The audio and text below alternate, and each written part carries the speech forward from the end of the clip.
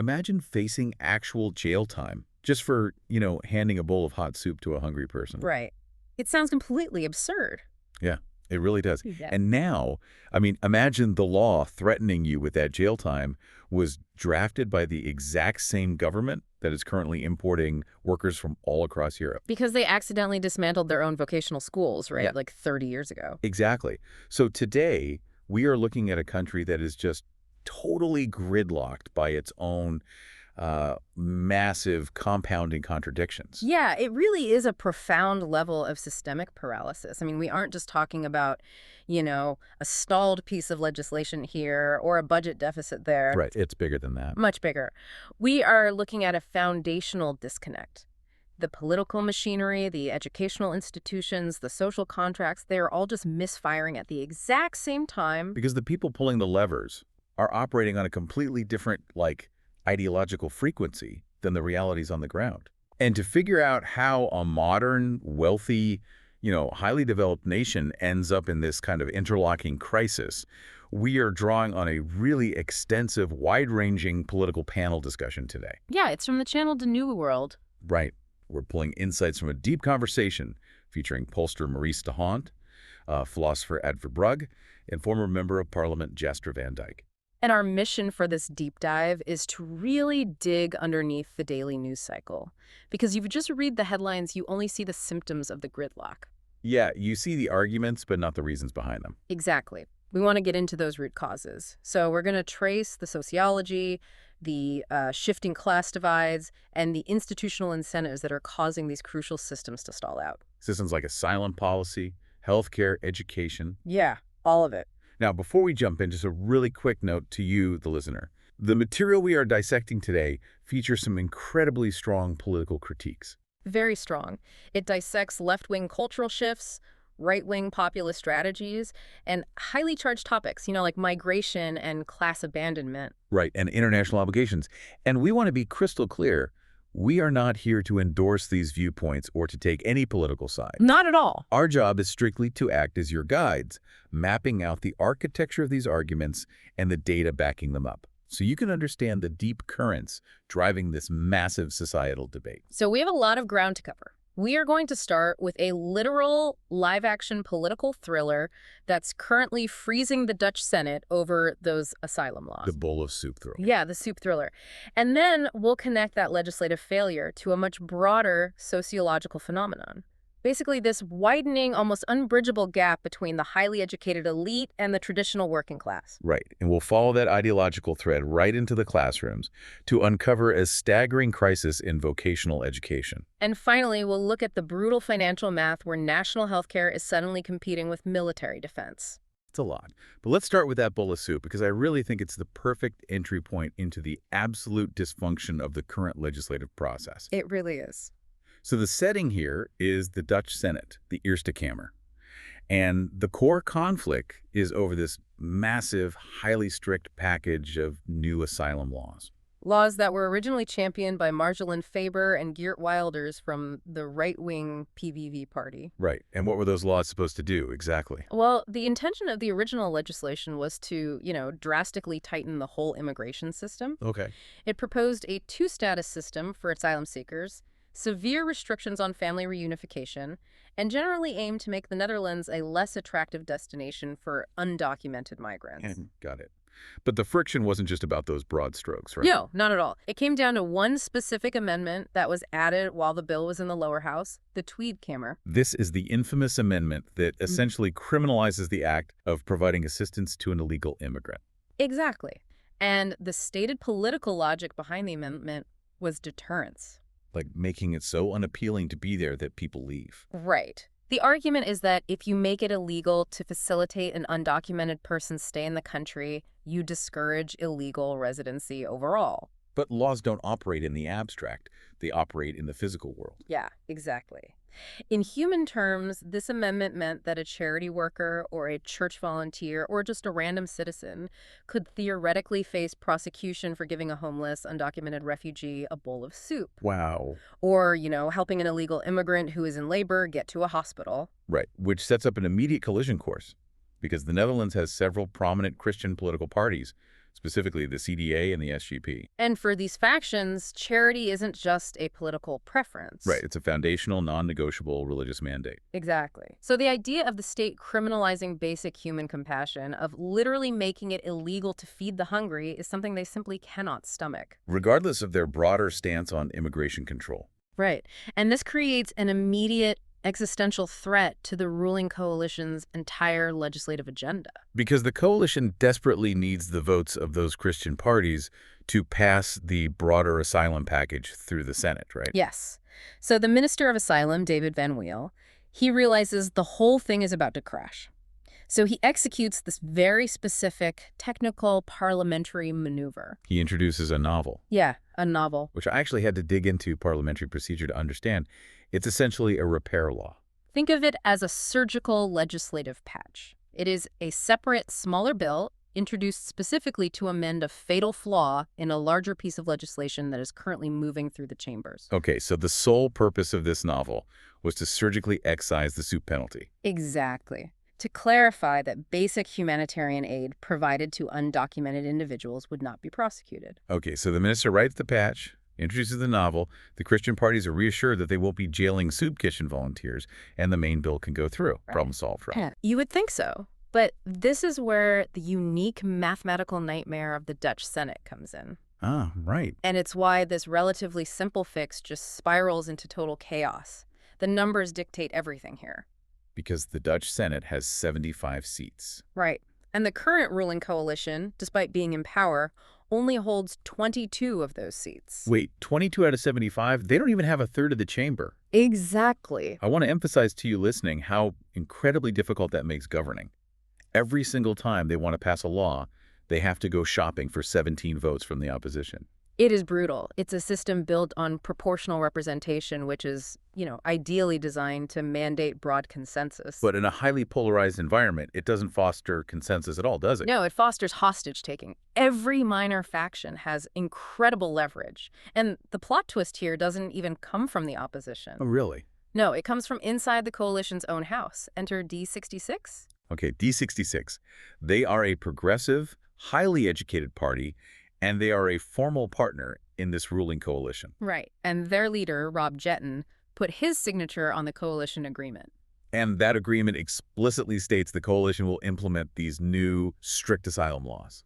Yes. But then D66 Senator Boris Dittrich, who is a former judge and a very influential figure in the party, he stands up and announces that he and his faction will absolutely not vote for these laws. Even with the novel removing the soup penalty. With or without the soup penalty, he is acting on deeply held moral principles. Interesting. For his progressive wing, the entire architecture of the new asylum law is fundamentally inhumane and violates international norms. So he essentially decides that his personal and ideological conscience overrides the political signature of his party's leader. Precisely. It's fascinating because it feels like a massive game of legislative Jenga.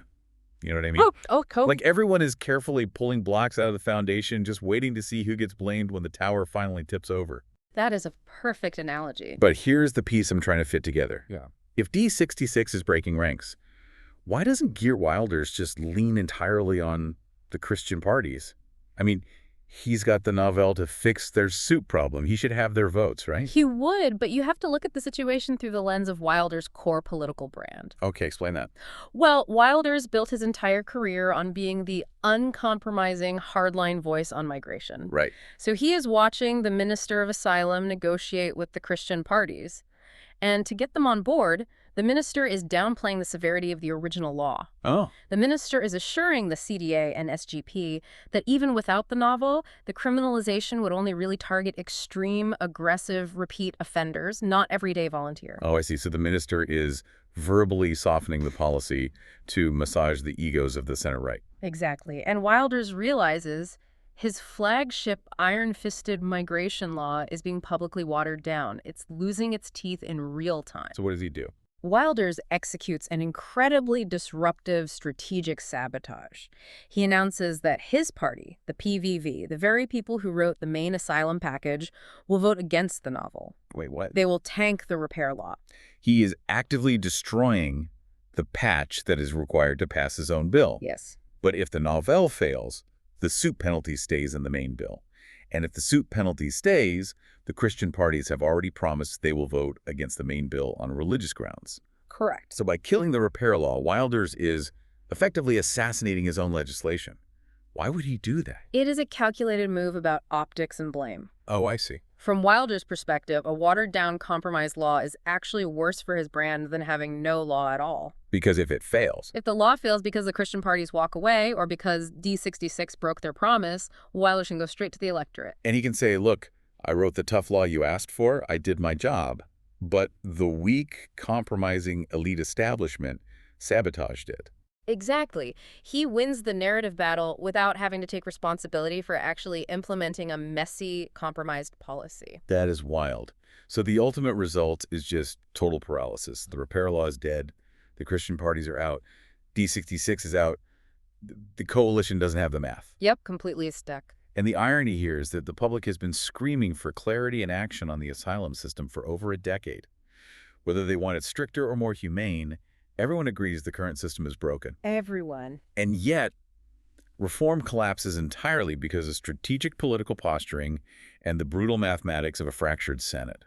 It's framed as a massive leadership test, a trial by fire, specifically for Rob Jetton, who can't even control his own senators. Right, but the source material from the panel takes this analysis a step further. They argue that if you just look at the parliamentary chess moves, like Wilder's sabotage or Dittrich's rebellion, you actually miss the deeper sociological tectonic plates shifting underneath. Right, because if a senator is willing to blow up his own government over this, it's not just a standard disagreement over policy details. Exactly. It's rooted in something much deeper. And this brings us to a fascinating concept discussed by the panel, the Linkskirk. The left church. Let's unpack this. This is a highly evocative term originally popularized by the late populist Pim Fortuyn, right? Yes, and the panel leverages it to explain the psychology of the progressive, highly educated demographic. Okay, what's the argument?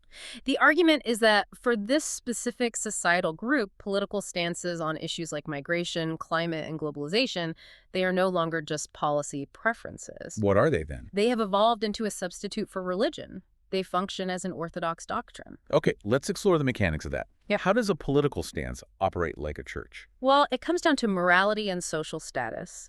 In a traditional religion, adhering to the dogma grants you grace, right? It signals to your community that you are righteous. Yeah. In this modern, secular left church, the panel argues that loudly supporting open asylum policies, international solidarity, and progressive globalism, it immediately grants you moral superiority. It's a social signal that says, I am an enlightened, good person. Exactly. And I guess the flip side of that dogma is excommunication. If someone opposes those policies, they aren't just viewed as having a different economic or social priority. No, they are branded as morally deficient, inhumane, or backwards. But hold on, I have to stop you here. I can hear a listener pushing back on this premise right now. Okay, let's hear it. These progressive, left-leaning parties are historically the champions of the welfare state, social housing, and worker protections. How can the sources claim they treat politics as a vanity project for the elite when their platforms are built on a social safety net?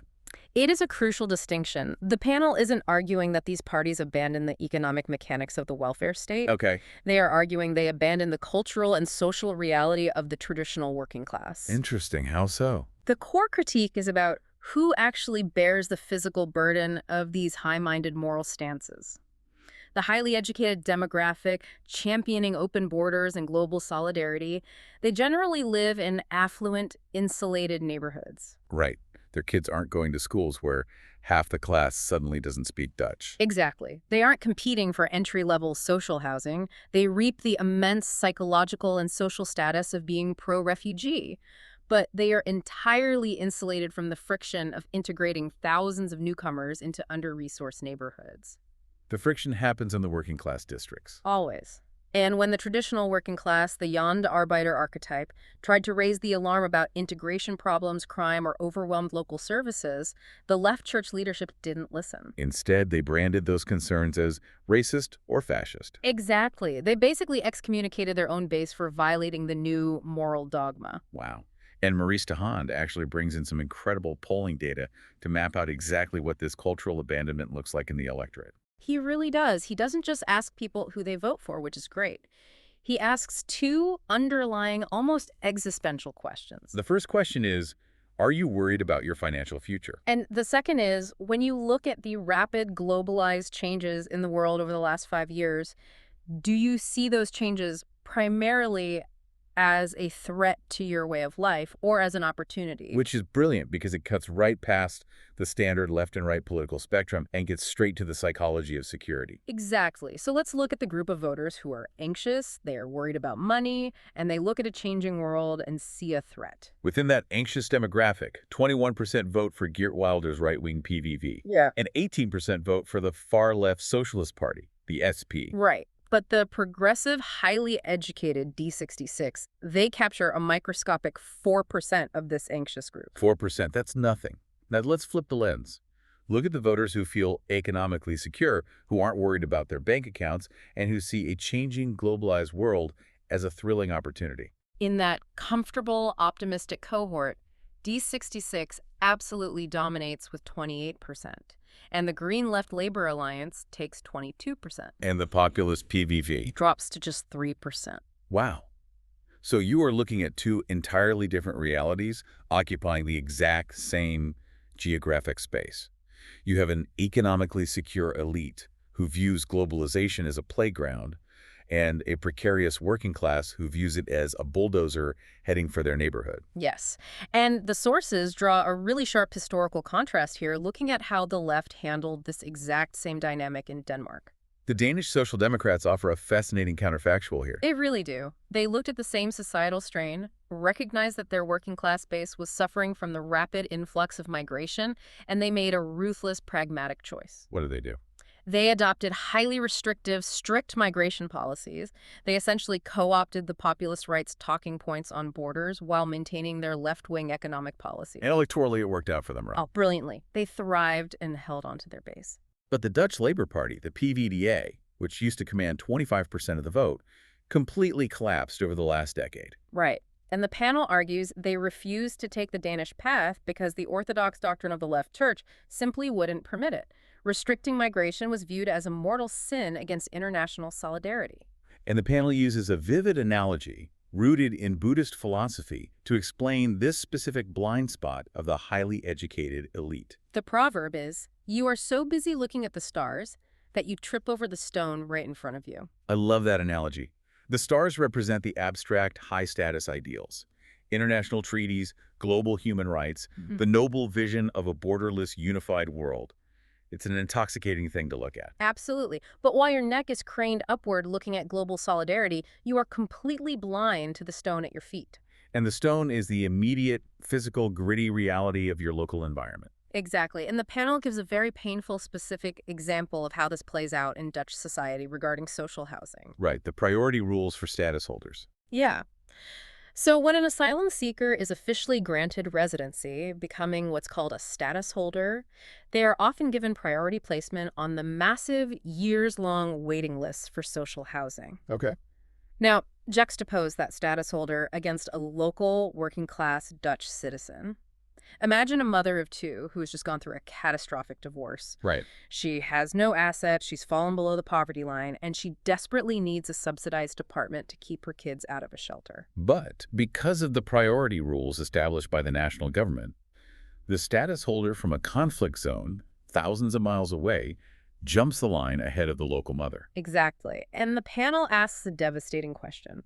Why does the moral solidarity of the governing elite automatically extend to the global citizen, but completely bypass the suffering of the local citizen right in front of them? Wow. The mother's crisis is treated as a minor, bureaucratic, unfortunate reality, while the refugee's crisis is treated as a moral imperative. By constantly looking at the stars, the system has severed its connection to local national cohesion.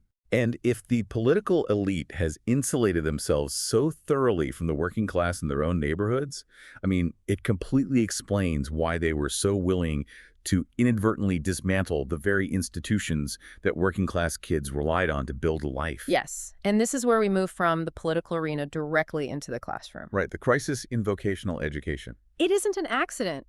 The sources frame it as the direct result of this exact same ideological obsession with theoretical high-status achievement. The foundation of the Dutch practical workforce is essentially in freefall. Yes. The panel pulls data directly from the Education Inspectorate, and the numbers are just terrifying. What are we looking at? Across the entire nation, 1 in 5 schools is currently classified as failing. 1 in 5, that's 20%. But it gets worse. When you zoom in on the MBO sector, the vocational training institutes responsible for educating the plumbers, electricians, nurses, and mechanics of tomorrow. Yeah. An unbelievable 44% of those students are sitting in failing schools. Almost half. Nearly half of the future hands-on workforce is receiving a substandard education. How does a country renowned for its engineering and infrastructure allow its practical training to collapse so thoroughly? To understand the collapse, you really have to look at what was destroyed. Decades ago, the Netherlands boasted a highly respected, deeply rooted system of technical and craft schools. The LTS, the lower technical school, and the MTS, the middle technical school. Exactly. These were places where craftsmanship was the ultimate goal. I mean, if you were a 14-year-old kid who learned by doing, who had spatial awareness and good hands, you went to an LTS. Right. You learned advanced electrical wiring, precision metalwork, automotive repair, carpentry, and crucially, you learned it directly from a master craftsman. But starting in the 1970s and rapidly accelerating through the 1990s, left-leaning educational policymakers really targeted these schools. Driven by an emancipation ideal, right? Yes, there was a growing, subtle prejudice that blue-collar manual labor was inherently inferior to theoretical academic work. So the ideological goal became pushing as many students as possible toward universities and knowledge economy jobs. So in the name of equality, they decided to completely blow up the system that was working perfectly fine for hands-on learners. Yep.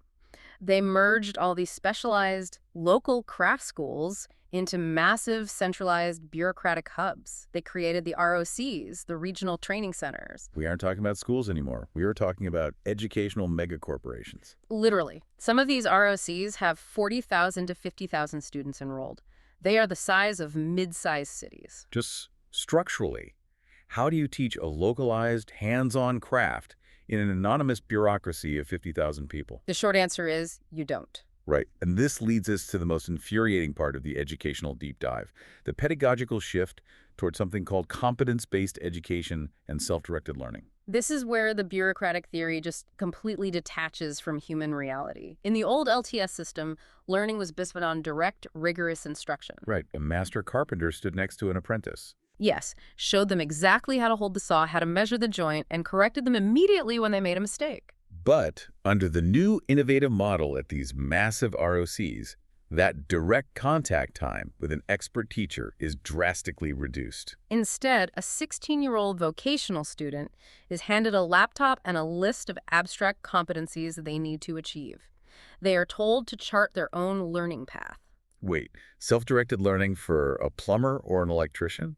That sounds like a recipe for a house fire. It really does. You can't just guess your way into safely wiring a 200-amp breaker box. No. Why would any educational professional think a teenager can intuitively figure out a highly technical, dangerous trade without direct supervision? Well, according to the panel, because it wasn't really about pedagogy, it was about economics. Is the ultimate bureaucratic win-win. If you convince the public that self-directed learning on a laptop is an advanced educational innovation, you could drastically cut your payroll. Because you don't need to hire as many expensive, highly skilled master craftsmen to teach. Exactly. Yeah. You just need a few facilitators to monitor the computer lab.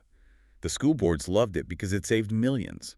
Wow. And the panel uses a brilliant analogy to expose the absolute absurdity of this method. Yeah, the aviation academy analogy. Right. Imagine walking into an aviation academy. You find a 19-year-old student training to be an air traffic controller or a commercial pilot.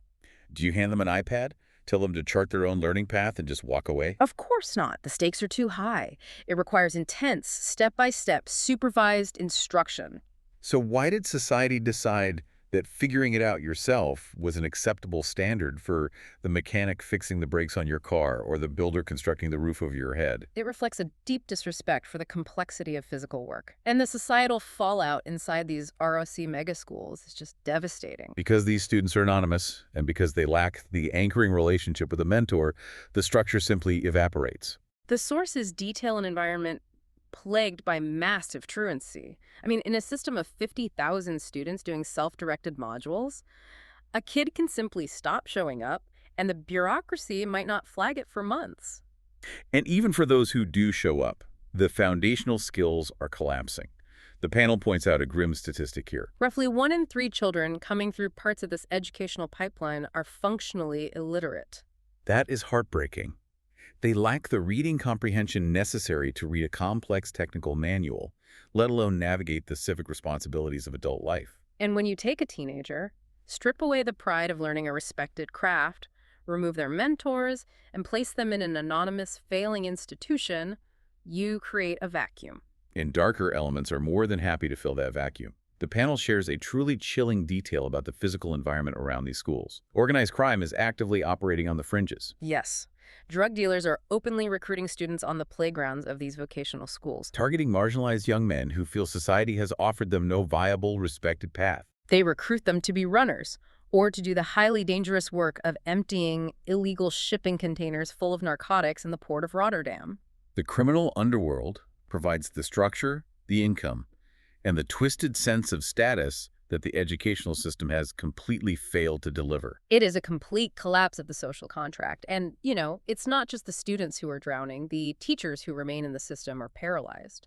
Jasper Van Dyke, the former MP on the panel, shared a personal anecdote that perfectly illustrates how the high-level ideological polarization we talked about earlier is bleeding directly into these weakened classrooms. Yeah, so Van Dyke was invited to give a guest lecture on civics and debate at an MBO. He wanted to do a standard activating exercise with the students, a mock debate. Right. He asked the class for a topic. When nobody volunteered, he threw out a suggestion.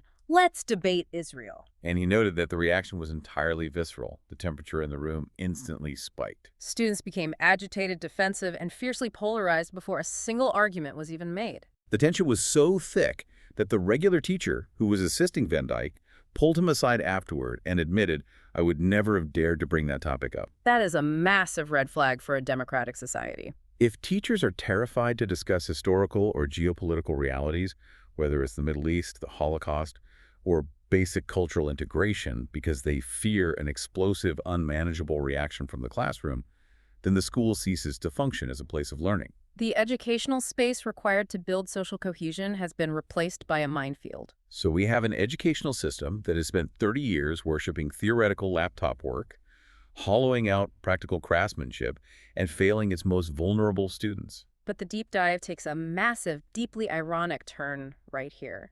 Just as the educational bureaucracy seems to have fully committed to producing white-collar workers at all costs, the global economy is undergoing a technological earthquake. The AI revolution. Yeah. And the sources frame this not just as a new tool, like a better calculator, but as a paradigm shift that actively punishes the exact educational model the Netherlands has been aggressively pursuing.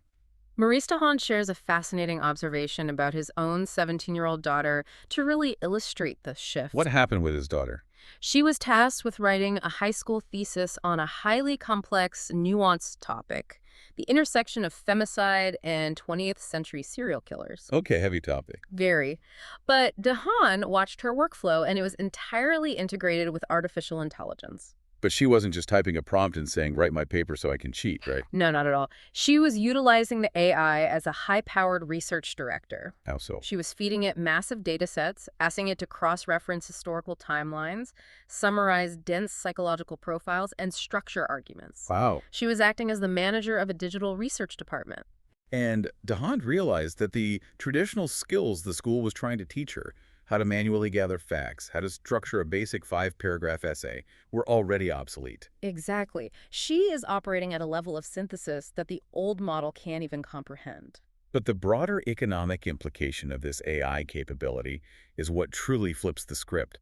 The panel looks at the trajectory of AI, and they see a technology uniquely optimized to absorb the exact tasks of the highly educated, theoretical laptop class. Think about the jobs that have been held up as the pinnacle of achievement for the last few decades. The junior coders, the data analysts, the copywriters, the middle managers, the legal clerks. Yeah, these are roles based on processing text, analyzing data, and generating theoretical output. That is exactly what large language models do better, faster, and cheaper. The panel explicitly references Elon Musk in this context.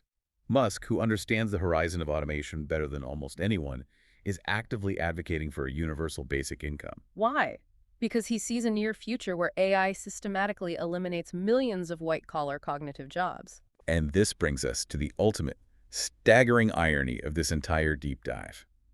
For 30 years, the political and educational elite dismantled the craft schools. They told generations of kids that working with their hands was inferior and that sitting at a desk with a laptop was the only path to a secure, high-status future. And as a direct result, the Netherlands literally ran out of people who know how to build things. The country is currently experiencing a massive housing shortage, and they have to import thousands of tradespeople from Poland, Ukraine, and Eastern Europe just to pour concrete, lay bricks, and wire the infrastructure. They had to outsource their own physical environment. But look at what AI cannot do. You cannot prompt an AI to fix a ruptured water main at 2:00 a.m. Exactly. A large language model cannot physically climb a ladder to install solar panels or troubleshoot a complex mechanical failure in a physical engine. The future doesn't belong to the mid-level laptop worker. The future actually belongs to the plumber, the builder, the electrician, and the mechanic. The exact practical crafts that the ideological push of the left church and the educational bureaucracy left behind and disrespected, the physical world is taking its revenge on the theoretical world. But the tragedy is, the institutions required to train this new generation of highly valued craftsmen have already been torn down. Rebuilding those institutions, reversing that 30-year trend, requires a massive injection of capital, focus, and decisive political leadership. But as we pivot to the final section of the sources, we see that the government's dashboard is flashing red on the financial metrics as well. Right. To fix a broken society, you need money. But the national wallet is facing an incredible squeeze. The panel outlines the next looming legislative disaster, and it perfectly illustrates how the government is trapped between international demands and domestic realities. The current cabinet is staring down a budget hole, and they need to find 5 billion euros. And the mechanism they are proposing to find that 5 billion is incredibly painful. They plan to extract it directly from the national healthcare system by raising the Eigenrisiko. The mandatory personal deductible. So before your health insurance pays a dime, you have to pay a certain amount out of pocket. They want to raise that threshold, which literally means making it more expensive for citizens to get sick. That is the domestic sacrifice. But where is that 5 billion euros going? It is not being invested in rebuilding the vocational schools or building new social housing? No, it is being funneled directly into the Ministry of Defense. That is a brutal trade-off. They are actively taking money out of the pockets of sick citizens to buy tanks, artillery, and ammunition. Why the sudden, desperate rush for military spending? It is entirely driven by external international pressure. The Netherlands is scrambling to meet the NATO mandate of spending at least 2% of its GDP on defense. Oh, okay. And the panel points out that this pressure is heavily amplified by the rhetoric of Donald Trump regarding NATO allies paying their fair share, as well as commitments made by former Dutch Prime Minister Mark Rutte on the international stage. They are gazing at the stars again, fulfilling an international treaty obligation by stepping on the stone of domestic health care. But mathematically, just like the asylum laws, how does this actually pass? It likely doesn't. We are back to the gridlock of the 75-seat Senate. The coalition needs opposition votes. Right. But the entire left-wing bloc will categorically refuse to vote for any measure that raises the cost of health care for vulnerable citizens. And the populist right-wing parties, who built massive support among the working class, actively campaigned against raising the deductible. It's another legislative impossibility. The government has made grand promises on the international stage to spend billions they don't have, and they are mathematically incapable of squeezing that money out of a parliament that refuses to punish its voters. And this financial gridlock is happening while the general population is being battered by compounding economic shocks that the government seems unable to mitigate. The panel lists the relentless pressures. Persistent, sticky inflation that has permanently eroded purchasing power. Geopolitical instability in critical choke points like the Strait of Hormuz, which threatens global shipping and drives up the cost of everyday goods.